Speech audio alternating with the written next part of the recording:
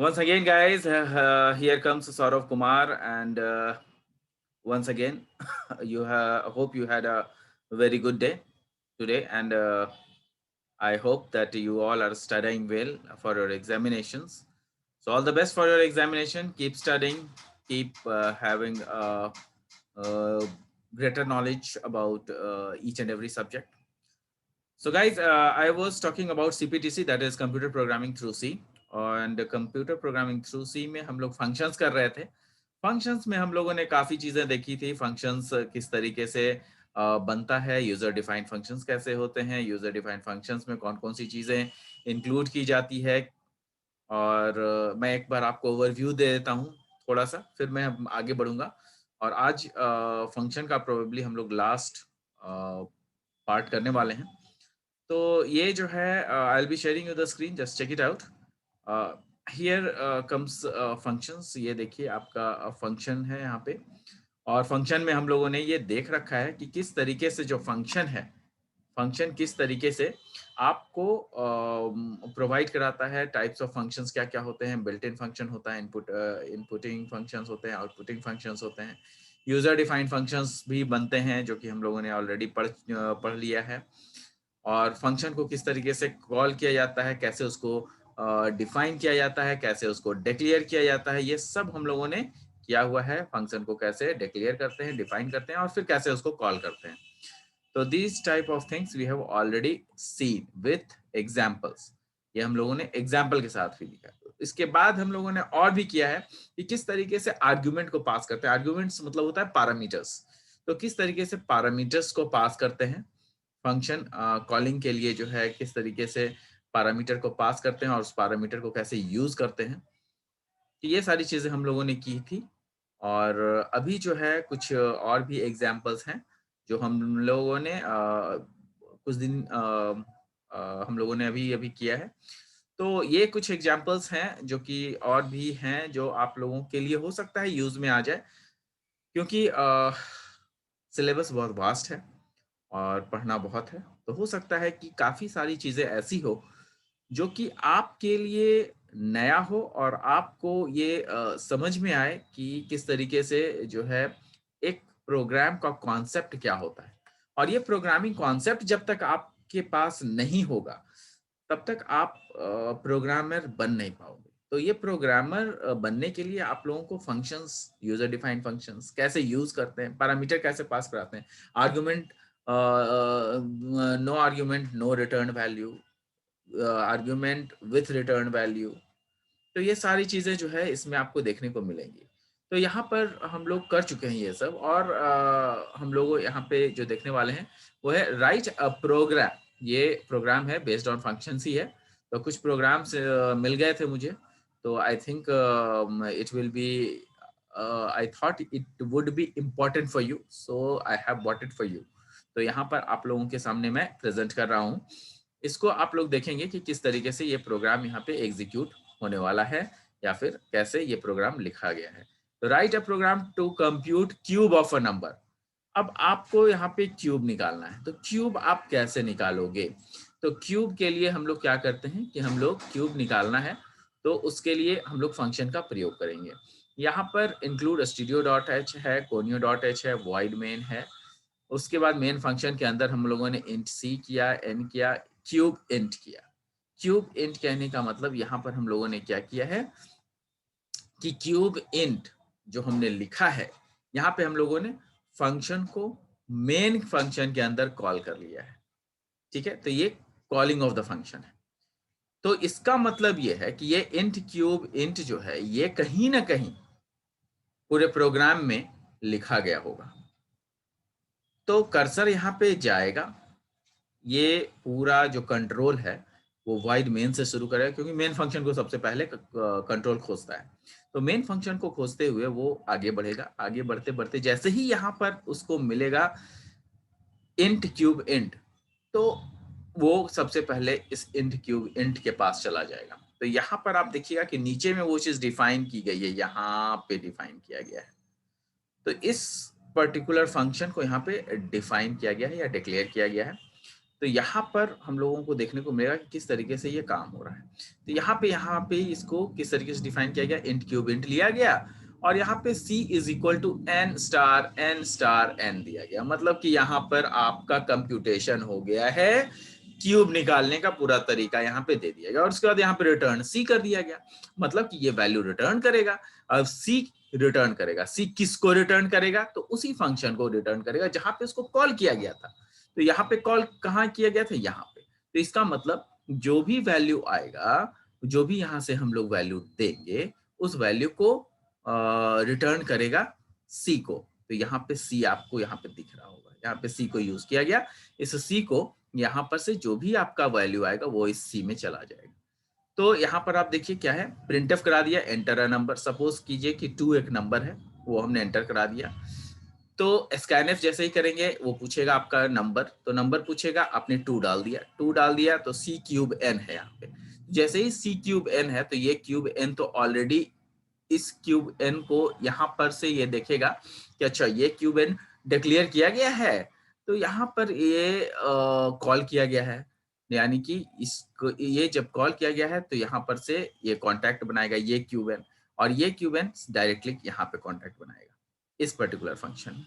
तो यहाँ पे c is equal to n आएगा। तो जैसे ही 2 हमने नंबर दिया था तो n यहाँ पे 8 आ जाएगा और ये वैल्यू c यहाँ पे 8 कर देगा। तो क्यूब ऑफ n कितना आ गया, 8 आ गया। उसके बाद उसको प्रिंट कर देगा। तो बहुत ही सिंपल प्रोग्राम है। फंक्शन को यूज करते हुए हमने क्या किया, हमने एक आपको ये निकाल दिया, क्यूब निकाल दिया किसी भी नंबर का। तो अब जो भी नंबर यहाँ n के रूप में डालेंगे उसका क्यूब निकल जाएगा फंक्शन के माध्यम से। तो this is very much possible और ये काफी अच्छा आपका एग्जाम्पल है। छोटा सा एग्जाम्पल है, बहुत ही अच्छा एग्जाम्पल है। अगर आपसे पूछा जाए व्हाट इज फंक्शन, और तो फंक्शन के बारे में आप लिखेंगे यूजर डिफाइन फंक्शन होता है, आपका लाइब्रेरी डिफाइंड फंक्शंस होता है, तो कुछ जो है प्री डिफाइंड फंक्शंस होते हैं और यूजर डिफाइंड फंक्शंस होते हैं। तो प्री डिफाइंड और यूजर डिफाइंड को आप डिफाइन करेंगे, उसके बाद आप कोई एग्जांपल देना होगा तो आप एक छोटा सा ये एग्जांपल आप दे सकते हैं। It is a very small program, किसी को भी याद रह सकता है, ठीक है, और करने में बहुत ज्यादा मुश्किल भी नहीं है। इसके बाद जो है आप क्या करेंगे, नेक्स्ट एक और आपके पास जो है प्रोग्रामिंग यहाँ पर मैं ले रहा हूँ। यहाँ पे नेक्स्ट प्रोग्राम क्या है, write a program to compare a factorial of a number using function. तो आप क्या करेंगे यहाँ पे कि जब आप फैक्टोरियल ऑफ अ नंबर आप लिखेंगे तो आपको क्या करना है कि you have to find out the factorial.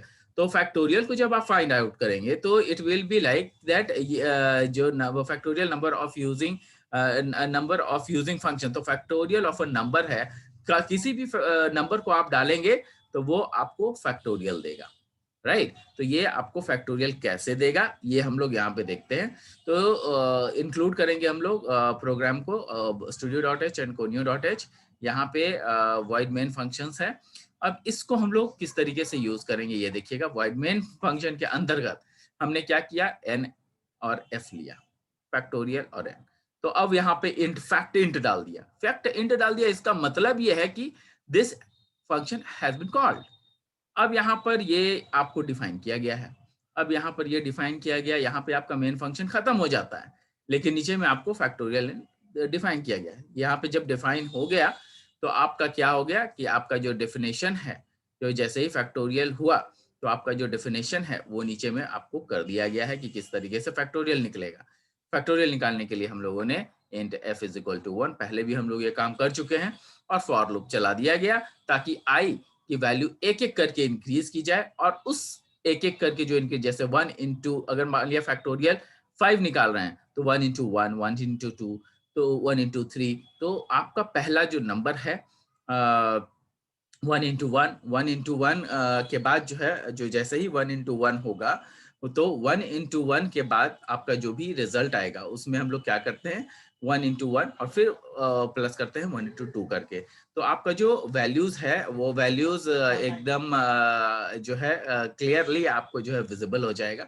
और फिर ये वैल्यूज जो है आपका किसी न किसी तरीके से आपका जो भी वैल्यूज आप दीजिएगा उस वैल्यू को वो लेगा और 5 इंटू 4 इंटू 3 इंटू 2 इंटू 1 या फिर 1 इंटू 2 इंटू 3 इंटू 4 इंटू 5, तो ये factorial is equal to 120 5 factorial का वो प्रिंट कर देगा। कैसे प्रिंट करेगा? क्योंकि यहाँ पर हमने रिटर्न एफ किया है, तो जैसे रिटर्न एफ आएगा तो वो रिटर्न फैक्टोरियल एफ को करेगा, और यहाँ पे रिटर्न जो जैसे ही वैल्यू यहाँ पे आएगा उस पर्टिकुलर वैल्यू को हमने एक प्रिंटिंग स्टेटमेंट में डाल दिया है, तो यहाँ से आपका फैक्टोरियल निकल जाएगा। तो this is a very good way of explaining a function. कई बार आपसे पूछ दिया जाएगा कि right the factorial of a given number using function, तो ये प्रोग्राम में होगा यूजिंग फंक्शन। जब यूजिंग फंक्शन आपका लिख देगा, इसका मतलब आप नॉर्मल तरीके से फैक्टोरियल निकालिएगा तो आपको पूरे नंबर नहीं मिलेंगे, थोड़े बहुत मिल जाएंगे। 5 में या 4 नंबर का मार्क्स, 4 मार्क्स का ये अगर होगा तो आपको बहुत मिलेगा, तो 1 या 2 मिल सकता है, बाकी के 2 नंबर कट जाएंगे अगर पूरा प्रोग्राम सही हुआ तो। क्यों? क्योंकि आपने फंक्शन को यूज करके बनाया ही नहीं। तो दिस इज द वे, थोड़ा सा आप उसमें चेंजेस करेंगे। Next is the best part is recursion. Recursion एक बहुत ही इंपॉर्टेंट ये इंपॉर्टेंट टॉपिक है जो कि फंक्शन के अंदर है, and this is the last topic. तो रिकर्शन क्या होता है? बेसिकली व्हेनेवर अ फंक्शन, इसका एक और भी मैं आपको दिखा देता हूँ, बता देता हूँ कुछ। एक जो रिकर्शन होते हैं, वो रिकर्शन के लिए हम लोग जो यूज करते हैं उसको मैं आपको थोड़ा सा यहाँ पे ये देखिए रिकर्शन है, यहाँ पे दिया हुआ है रिकर्शन। तो उसी फैक्टोरियल को हमने जो है रिकर्शन के थ्रू बनाया है। तो रिकर्शन जो है आपके क्या करता है कि अगर आपने कोई यूजर डिफाइंड फंक्शन बनाया, तो यूजर डिफाइंड फंक्शन जो आपने बनाया और वही फंक्शन अपने आप को ही अगर कॉल करे तो उसको हम लोग रिकर्शन कहते हैं। देखिए, it is the process of calling a function by itself until some specified condition is satisfied। अगर अपने आप को फंक्शन खुद ही कॉल कर लेता है तो उसको हम लोग क्या कहते हैं? उसको हम लोग रिकर्शन कहते हैं। और वो रिकर्शन कैसे कामयाब होता है? वो रिकर्शन तब काम करता है जब आपकी जो वैल्यूज हैं, जो आपकी वैल्यूज हैं वो क्या हो जाती है, जब वो वैल्यूज जो है आपको दिखता तो है वैल्यूज, लेकिन आपका जो वैल्यूज है उसमें थोड़ी सी प्रॉब्लम ये आती है कि जो वैल्यूज है वो खुद को कॉल करना चाहिए। मतलब कि जो आपने स्पेसिफाई किया है, जो आपने स्पेसिफाई किया है या डिफाइन किया है फंक्शन को, अगर वो खुद को कॉल करता है, तो यहाँ पे देखिए, यहाँ पे मैंने लिखा हुआ है कि जब तक कंडीशन सेटिस्फाई होता है तब तक वो रिकर्शन रिकर्शन जब तक कंडीशन सेटिस्फाई ना करे तब तक अपने आप को वो फंक्शन कॉल करता रहता है। तो इसमें देखिए यहाँ पर it is use for repetitive computations. ये क्या करता है? रिपीटेटिव कंप्यूटेशंस के लिए यूज करता है, like finding factorial of a number. तो अभी जो हमने प्रॉब्लम किया था फैक्टोरियल, वही चीज यहाँ पे मैंने डाला है दूसरे तरीके से, काम वही है, रिटर्न भी कर रहा है, सब कुछ वही है। तो ये रिकर्शन बहुत ही इंपॉर्टेंट चीज है, इसको जो है आप लोग जरूर कर ले, क्योंकि रिकर्शन से एक क्वेश्चन जरूर रहेगा। फंक्शन से 2 क्वेश्चन आएंगे, एक या तो 4 नंबर में 2 क्वेश्चन आ जाए, और या फिर आपका एक क्वेश्चन 4 मार्क्स वाले और एक क्वेश्चन 6 मार्क्स वाले में आ जाए। तो ये दोनों चीजें हो सकती है। यहाँ पर देखिए वही चीज है, फैक्टोरियल लॉन्ग इंट फैक्टोरियल हमने ले लिया, इंट एन। अब जैसे ही लॉन्ग इंट फैक्टोरियल लिया हमने, तो फैक्टोरियल को जो है हमने यहाँ पे लॉन्ग इंट फैक्टोरियल के रूप में यहाँ पे डिफाइन भी कर दिया है। इसको क्या किया हमने? इसको हमने डिफाइन भी कर दिया है। अब इसको डिफाइन करने के लिए जो है हमने क्या किया कि डिफाइन तो हमने कर दिया, लेकिन ये डिफाइन करने के साथ साथ उसको यहाँ पे नीचे हम लोगों ने उसको ये भी कर दिया है। डिफाइन करने के बाद उसको हम लोगों ने यहाँ पर जो है उसको ये डिक्लेयर भी किया है, और डिफाइन यहाँ पर हम लोगों ने इसको डिक्लेयर किया है। तो फंक्शन को जब भी हम लोग करते हैं तो पहले उसको डिक्लेयर करते हैं, फिर उसको डिफाइन करते हैं और फिर उसको कॉल करते हैं। यहाँ पे डिक्लेयर कर दिया गया, मेन फंक्शन में कॉल कर लिया गया, ये देखिए फैक्टोरियल एन करके कॉल किया गया, और यहाँ पे उसका डेफिनेशन है। यहाँ पे डिक्लेरेशन, ऊपर में डिक्लेरेशन, यहाँ पर नीचे में उसका डेफिनेशन, और यहाँ पे उसका कॉलिंग। तो ये आप ध्यान में रखिए किस तरीके से कॉल किया गया है। तो लॉन्ग इन फैक्टोरियल एन है, long int factorial int n लिया गया। If n is less than equal to 1, return 1। अगर n से 1 से कम है n, तो वो रिटर्न 1 ही करेगा, क्योंकि कोई भी फैक्टोरियल जो है इवन 0 का फैक्टोरियल भी 1 ही होता है। नहीं तो फिर क्या करेगा, return n star factorial n-1। मतलब जो भी आपका फैक्टोरियल है वो आपका यहाँ से काउंट हो जाएगा। अगर आपने n का वैल्यू 5 दिया है तो 5 फैक्टोरियल n-1, तो ये आपका n-1 जो है वो निकलने लगेगा। n-1 से क्या होगा कि बार बार ये वैल्यू जो है उस n-1 से आपका, जैसे अगर आपने 4 दिया 5 दिया है तो 5 - 4 4 बार वो रिटर्न करता चला जाएगा और उसकी जो लास्ट वैल्यू है वो फैक्टोरियल के रूप में आपको प्रेजेंट कर दी जाएगी। फैक्टोरियल हमने कैसे किया है वो अभी हम लोगों ने तुरंत देखा है। तो ये रिकर्शन जो है आपको सारा चीज बता देता है कि किस तरीके से रिकर्शन काम करेगा। तो I hope I am able to make you explain. आपको सारे एग्जाम्पल्स दे दिए गए हैं। एग्जाम्पल्स, आप एग्जाम्पल्स को करिए, कंप्लीट कीजिए, इसको इसको बार बार पढ़िए और आप लोग इसको प्रैक्टिस जरूर कीजिए। Practice will make you perfect. और जब तक प्रैक्टिस नहीं करोगे आपका काम पूरा नहीं होगा, वहां पे कुछ याद नहीं आएगा। तो जब आप बना रहे हो, जब आप प्रॉब्लम सॉल्व कर रहे हो, तो अगर कोई दिक्कत होती है you can always contact me. तो उसके लिए आपको पढ़ना पड़ेगा। तो thank you guys, and here we are over with function. Function की सारी चीजें हम लोगों ने कर ली। Thank you, thanks a lot, and we'll meet in the next class with the new chapter. Thank you.